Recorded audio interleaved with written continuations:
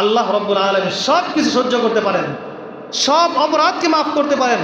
আল্লাহ রব্বুল আলামিন বলেন ইন্না শিরকা লাযুলমুন আযীম, আমি আল্লাহ শিরকের গুনাহকে মাফ করি না। সুতরাং শিরকবিহীন যার ইবাদত হবে আল্লাহ রব্বুল আলামিন তাকে মাফ করবেন। তাহলে আমাদের অনেকেরই হয়তো জানা অজানা অনেক শিরক হয়ে যায়।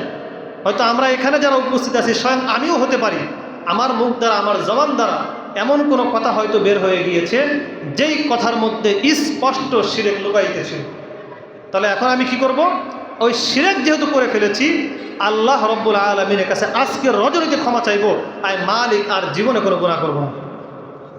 শিরক দ্বারা এখানে উদ্দেশ্য হলো শিরকের মধ্যে যারা ডুবে থাকবে, লিপ্ত হয়ে থাকবে, তাদেরকে মাফ করবেন না, কিন্তু ক্ষমা যারা চাবেন আল্লাহ তাআলার কাছে, আল্লাহ তাআলা তাদেরকে ক্ষমা করে দেবেন। আল্লাহু আকবার। আরেক শ্রেণী হচ্ছে আও মুশাহিন, হিংসুক, বিদ্বেষ পোষণকারী। বিদ্বেষ পোষণকারী কারা? ধরে নেন আমাদের মুয়াজ্জিন সাহেব 10 তলা বিল্ডিংয়ের মালিক হয়ে গিয়েছে। কয়তলা বিল্ডিং? এখন আমি ইমাম সাহেব চিন্তা করতেছি, দূর মুয়াজ্জিন সাহেব তো বিরাট ধনী হয়ে গেছে, হ্যাঁ বিল্ডিংটা ধইসা পড়ুক, আমি 10 তলা বিল্ডিংয়ের মালিক হয়ে যাই। এই মানসিকতা যাদের থাকবে তাদেরকে আল্লাহ তাআলা মাফ করবেন না। তাহলে কি করা উচিত? আমার দোয়া করা উচিত, আল্লাহ মুয়াজ্জিন সাহেবকে যেমন আপনি 10 তলা বিল্ডিং দিয়েছেন, আমাকেও আপনি 10 তলা বিল্ডিং দেন।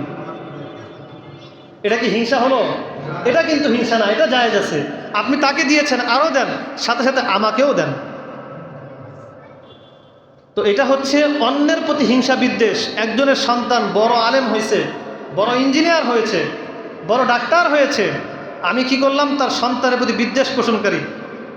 কি করি? মনে মনে দোয়া করি তার সন্তানের ঠ্যাং একটা ভেঙে যায়। নাউযুবিল্লাহ। এটা হিংসা না? এটা বিদ্বেষ। এই বিদ্বেষ যারা পোষণ করবে তাদের দোয়া আল্লাহ তাআলা কবুল করবেন না। কি করতে হবে? আল্লাহ, তার ছেলে তো অনেক বড় ডাক্তার হয়েছে, ইঞ্জিনিয়ার হয়েছে, সুতরাং আপনার কাছে দোয়া করে, আল্লাহ আমার ছেলেকে আপনি ডাক্তার ইঞ্জিনিয়ার বানান, আমার ছেলেকেও আপনি ইঞ্জিনিয়ার বানান, আমার ছেলেকেও আপনি আলেম বানান, আমার ছেলেকেও আপনি বড় চাকরিজীবী বানান। এটা হচ্ছে মুসলমানের কাজ। আর যারা তার বিপরীত করবে, হিংসা বিদ্বেষ পোষণ করবে, আল্লাহ রাব্বুল আলামিন বলেন আমি তাদেরকে আর মাফ করতাম না। সুতরাং এই দুইটা আমল থেকে আমাদেরকে পরিত্রাণ পেতে হবে ইনশাআল্লাহ। আল্লাহ তাআলার কাছে আমরা দোয়া করবো যেন আল্লাহ রাব্বুল আলামিন আমাদেরকে এই সমস্ত গুনাহ থেকে বেঁচে থাকার তৌফিক দান করে। সকলে বলি আমিন।